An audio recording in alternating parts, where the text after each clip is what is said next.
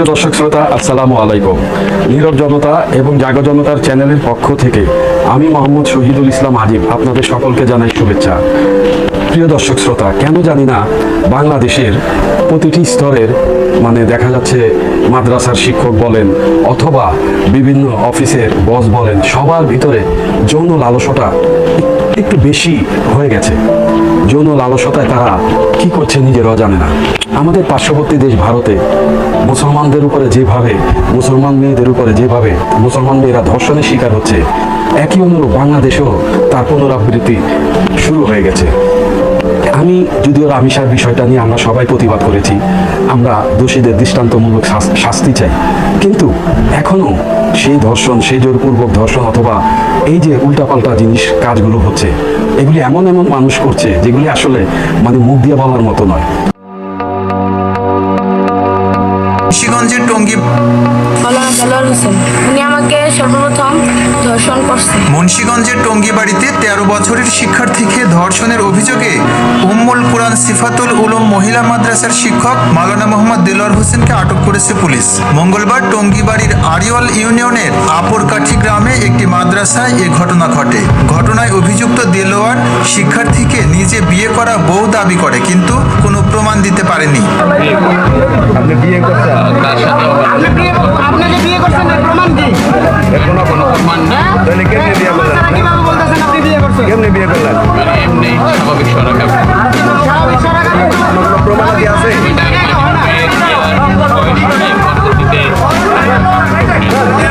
পরিবার সূত্রে জানা যায়, মেয়েটি মাদ্রাসায় যেতে চায়নি। কেন যেতে চায়নি জানতে চাইলে বলে তাকে নির্যাতন করা হয়েছে। পরে এ বিষয়ে জানাজানি হলে এলাকায় চাঞ্চল্যের সৃষ্টি হয়। এলাকার মানুষ গিয়ে দেলোয়ারকে আটক করে পুলিশের কাছে হস্তান্তর করে। ভুক্তভোগী শিক্ষার্থী বলেন, দেলোয়ার হোসেন আমাকে ধর্ষণ করেছে, বিয়ে করব বলে বিয়ে করে নাই। অভিযুক্ত দেলোয়ার বলেন, আমি বিয়ে করেছি কিন্তু শারীরিক সম্পর্ক করিনি। বিয়া করছে, কইরা আমারে নানা রকম হুমকি দিছে যে আমি যদি এটা আমার খালার কাছে কই বা কারোর কাছে কই, তাহলে আমার একটা খালাতো বোন আছে, ওরে মাইরা ফেলবো। আমার আঙ্কেল হেরা আছে, হেগো মাইরা লইব। উনি আমার অনেক জোর জবরদস্তি করছে, আমার অনেক টর্চার করছে, আমি ওটা সহ্য করতে পারি নাই। এ বিষয়ে টঙ্গীবাড়ি থানার ভারপ্রাপ্ত কর্মকর্তা মোহাম্মদ কাজী মাসুদ বলেন, ধর্ষণের অভিযোগে একজনকে আটক করা হয়েছে। ধর্ষণকারী হিসেবে এখনো শনাক্ত করা যায়নি, তবে যাচাই বাছাই চলছে। বলাৎকারের অভিযোগে যাত্রাবাড়ির মার্কাজুদ তাহফিজ ইন্টারন্যাশনাল মাদ্রাসায় 2 ছাত্রকে বলাৎকারের অভিযোগে 2 শিক্ষককে গণধোলাই দিয়েছে অভিভাবকরা। শুক্রবার এই ঘটনার পর 450-রও বেশি শিক্ষার্থীকে বাড়ি নিয়ে যায় অভিভাবকরা। শিক্ষার্থীদের অভিযোগের আগে একাধিকবার এমন ঘটনা ঘটলেও ভয়ে জানাতে পারেননি তারা। ইশতিয়াক ইমনের প্রতিবেদন। মার্কাজুদ তাহফিজ ইন্টারন্যাশনাল মাদ্রাসা বিশ্বের সকল মানুষের হৃদয়ে কোরআনের বাতি জ্বালানোর লক্ষ্যে কোরআনের নিরাশ খালিম। সামাজিক যোগাযোগ মাধ্যমে এমন চটকদার বিজ্ঞাপন দেখে সন্তানদের হাফেজ বানাতে যাত্রাবাড়ির মার্কাজুদ তাহফিজ মাদ্রাসায় ভর্তি করান অভিভাবকরা। 306 উত্তর দুনিয়া ফ্লাইওভার গেট সংলগ্ন। কিন্তু আবাসিক এই মাদ্রাসায় বছরের পর বছর শিক্ষার্থী বলাৎকারের অভিযোগ ছিল। হাতে নাতে যার প্রমাণ মেলে শুক্রবার। হিফজা শাখার 8 ও 10 বছরের 2 শিক্ষার্থী বহুদিন ধরে বলাৎকারের শিকার। শুক্রবার ঘটনা জানাজানি হলে অভিভাবকরা এসে 2 শিক্ষক আবু বকর ও সালমানকে গণপিটুনি দেয়। বাচ্চাগুলো বিচার দিচ্ছে, কি ব্ল্যাকমেল করছে? পোলাপানগুলো বিচার দিচ্ছে আমাদেরকে ধরে। কি পড়ান? আরবি? কেন? প্রিয় দর্শক শ্রোতা, আপনারা দেখেছেন একজন মেয়ে, সে তার যে হুজুরের কাছে পড়তে যেতেন, সে হুজুরের বিষয়ে তাকে জোরপূর্বক ধর্ষণ অথবা বিয়ে করেছে। একটা ভাবে তাকে ফাঁসিয়ে সে হয়তো যৌন মেলামেশা করেছে। এবং একটি মাদ্রাসায় একজন হুজুর, যিনি শিক্ষার আলো ছড়াবেন, তিনি তার সেই কাজটি না করে তার ছাত্রর সাথে বায়ুপথ দিয়ে যৌন মেলামেশা করেছেন, যার কারণে তার উপরে ক্ষিপ্ত হয়ে এলাকার মানুষজন এবং সেই সাথে ওই ছাত্রের গার্জিয়ানরাও অভিযোগ দায়ের করেছে এবং যথেষ্ট বদনাম তাদের পক্ষে এলাকার মানুষজন বলেছে। তো আমরা মাদ্রাসা অথবা একজন আলেম ওলামার কাছে কেন আমরা আমাদের সন্তানকে পড়তে দিই? যেন আমরা জেনারেল যে শিক্ষা, জেনারেল লাইনের চাইতে ভালো উন্নত শিক্ষা এবং আদব কায়দা, সম্মান, হারাম হালাল এগুলো সব বেছে চলার মতো জ্ঞান ওই মাদ্রাসার ওই আলেমদের কাছ থেকে আমাদের সন্তানরা শিখবে। দেখুন, আমি আলেমদেরকে ছোট করে কথা বলছি না। যখন শাপলা চত্বরে আলেমদেরকে মারা হয় তখন আমার মতো অনেক শহীদুল ইসলাম আজিম কেঁদেছে এবং আলেমদের পক্ষে অনেক অনেক কিছু বলেছে এবং অনেকে এর জন্য বিচার চেয়েছে। আমরা মুসলমান, আমাদের সকলে মরতে হবে। তো আলেম ওলামারা আমাদের সমাজের আলোকিত বাতি, তারা আমাদের সমাজকে এই আলেমরাই আলোকিত করবে, আমাদের অন্ধকার সমাজকে আলোকিত করবে। এই আলেম ওলামা গণেরা যদি এই ধরনের কাজ করেন, আমি সকল আলেম ওলামা গণদেরকে বলছি না, আমি সেই আলেম ওলামা গণদেরকে বলছি যারা এই নিকৃষ্ট কাজগুলিতে জড়িয়েছে। তো এর বিচার অবশ্যই, যদিও এই দেশে আমরা বলি ইসলামিক আইনে অথবা আমাদের চিরায়ত যে নিয়মে আমরা বিচার করি সে বিচার সম্ভব নয়, কিন্তু আলেমদের বিচারটা যদি অন্তত শরিয়া ভিত্তিকভাবে প্রকাশ্যে ফাঁসি দিয়ে হতো তাহলে হয়তো বাকি আলেমদের সাথে সাথে দুষ্কৃতকারীরাও শিক্ষা পেত। আমার এই কথায় যদি অতিরিক্ত কোনো কিছু হয়ে থাকে, অতিরিক্ত কিছু বলে থাকি, আপনারা আমার এই কথাটা ক্ষমার দৃষ্টিতে নেবেন। আমি চাই দেশের সমাজ, দেশের প্রতিটি মা বোন এবং কালো তালিকাভুক্ত যে মানে জঘন্য কাজগুলি, এগুলি যেন না হয়। একটা অফিসে একটা বোন চাকরি করবে, সে আমার বোন, আপনার বোন অথবা কোনো সন্তানের মা, তার দিকে অফিসের বস তাকিয়ে থাকবে। আসুন সেই একটি কাহিনী আমরা এখন দেখি।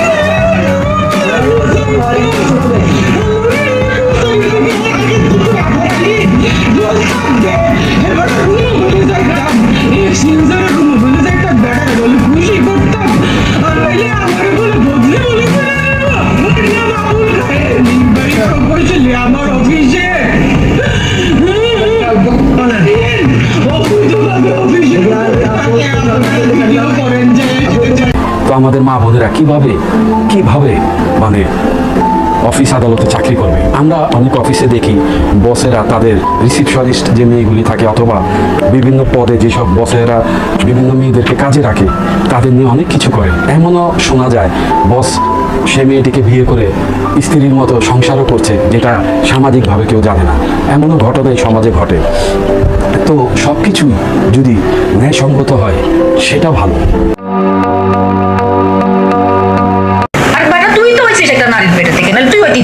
আমার সেলিমের প্রতি কালকে আরো রেসপেক্ট বেড়ে গেছে বলে, আর আমি স্যার এই ঘটনাটা দেখার পর পুরুষ হিসাবে নিজেকে ভাবতে ঘৃণা লাগছে।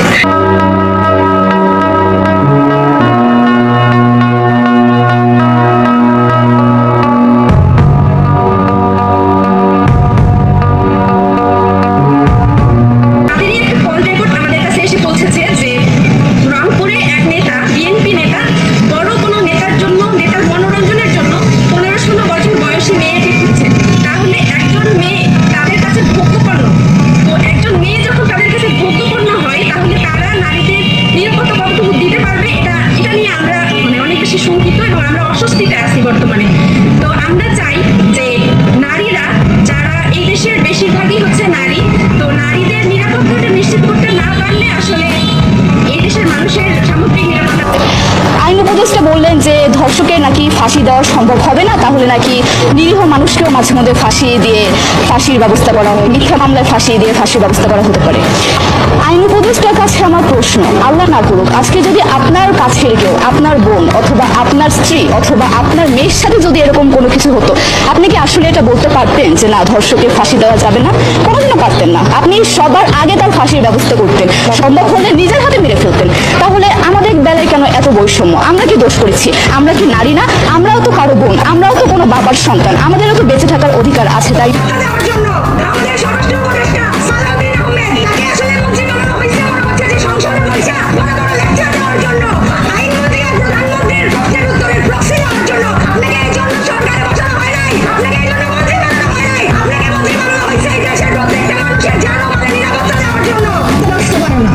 স্বরাষ্ট্রমন্ত্রী হয়েছে, এই স্বরাষ্ট্রমন্ত্রী কি বুঝবে? ওই স্বরাষ্ট্রমন্ত্রী বাদ দিয়ে আমার ছোট মেয়ে আছে, এবার এসএসসি পরীক্ষা দিব, ওর বসায় দেন দেখে কি করে ফেলায়। আর এরা সংসদে বিপক্ষ যারা আছে এরা জানি কখনো খারাপ কথা না বলে। আরে খারাপ কথা বলার স্থান তো তোমরা তৈরি করে দিছো, আমাদের পেটে থেকে খারাপ সন্তান আসতে পারে না। জাতি পরিষ্কার আছে ধন্যবাদ মানুষ জাতিকে পরিষ্কার করার জন্য কথা বলবো। জাতি পরিষ্কার আছে ধন্যবাদ মানুষ প্রিয় দর্শক শ্রোতা, এবার আমরা একটু আমাদের পার্শ্ববর্তী দেশ ভারতের দিকে চোখ ফিরাই। আসুন।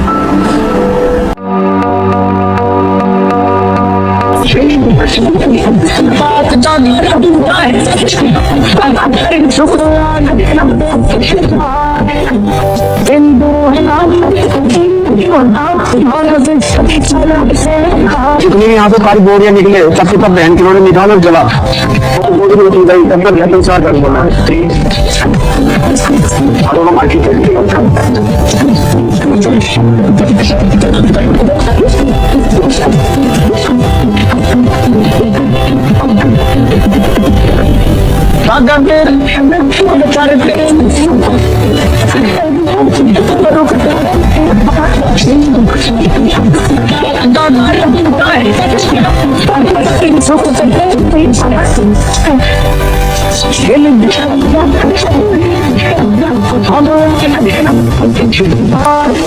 ভিডিওটা ঝড়ের গতিতে শেয়ার করেন। দেখেন ভারতের হিন্দুরা মহিলা মাদ্রাসায় ঢুকে হাফেজি শিক্ষার্থীদেরকে কিভাবে তুলে নিয়ে যাওয়ার জন্য চেষ্টা করছে, টানাটানি করছে।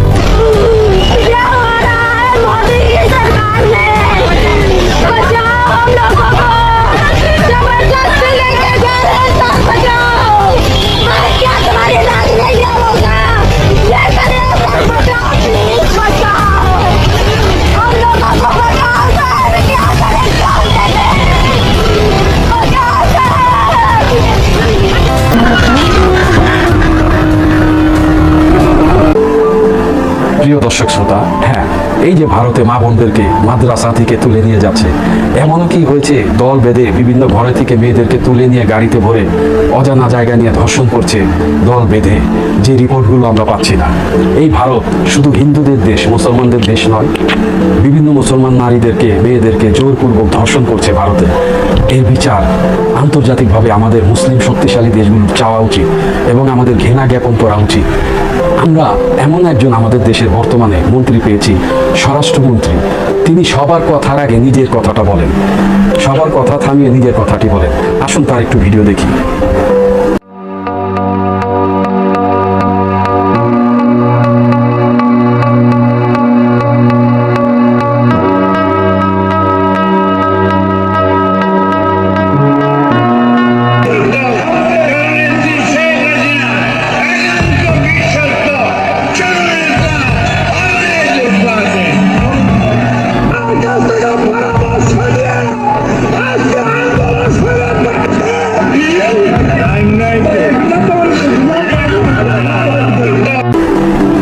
প্রিয় দর্শক শ্রোতা, দেখেছেন তিনি হচ্ছেন সেই সাবেক ওবায়দুল কাদের সাহেবের মতো। সবাই কথার আগে নিজের কথা, সবাইকে সরিয়ে নিজে কথা বলবেন এবং সংসদেও কাউকে কথা বলতে দিবেন না, আগে নিজে কথা বলবেন। এই সালাউদ্দিন সাহেব তিনি বলছেন স্ত্রী পাল্টাতে পারেন কিন্তু প্রতিবেশী পাল্টাতে পারেন না। আমার প্রতিবেশী যদি আমার ক্ষতি করে, আমি তার সাথে কিছুই তাকে বলতে পারবো না। আমি জানি না এটা তিনি কি উদ্দেশ্যে কি বলেছেন। প্রিয় দর্শক শ্রোতা, আজকে আমি আমার অনুষ্ঠান এখানেই শেষ করছি। আমার এই এপিসোডটি দয়া করে আপনারা প্রথম থেকে শেষ পর্যন্ত টেনে দেখবেন, তাহলে প্রতিটা জিনিসের মিল সাদৃশ্য পাবেন। সেই সাথে আমি যদি কোনো ভুল করে থাকি ক্ষমা দৃষ্টিতে দেখবেন। আমরা পরিশেষে বলবো, সবার আগে দেশ, তারপরে অন্য কিছু। আল্লাহ হাফেজ।